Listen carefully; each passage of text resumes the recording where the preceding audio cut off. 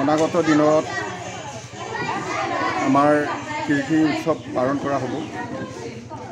সমগ্ৰ অসমবাসীক শুভেচ্ছা জ্ঞাপন কৰিছোঁ আলি আলি গাঁৱৰ উপলক্ষে। বৰ্তমান আমি ব্যস্ততাৰ মাজত আছোঁ। ইতিমধ্যে আমি বিভিন্ন প্ৰয়োজনীয় বস্তু সা সামগ্ৰী যোগাৰ কৰি আছোঁ।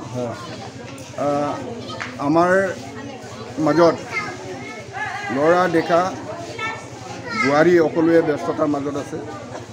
আপং বনাইছে, নমজিন আপং, কল আপং বনোৱা হৈছে।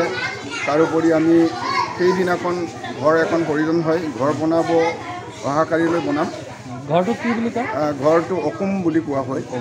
অসমত বিভিন্ন সামগ্ৰী দৰকাৰ হয়। আমাৰ যিটো পৰম্পৰা মিচিং জনগোষ্ঠীৰ যিটো উৎসৱৰ দিনাখন যিটো প্ৰয়োজনীয় বস্তু সেইখিনি আমি যোগাৰ কৰা হয়। নাঙল যোগান ধৰিব লাগিব।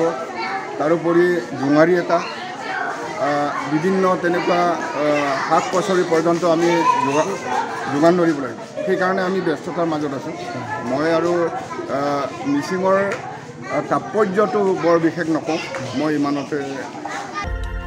জামুগুৰি হাটৰ পৰা অনিল বৰাৰ ৰিপৰ্ট, অসম আদিত্য।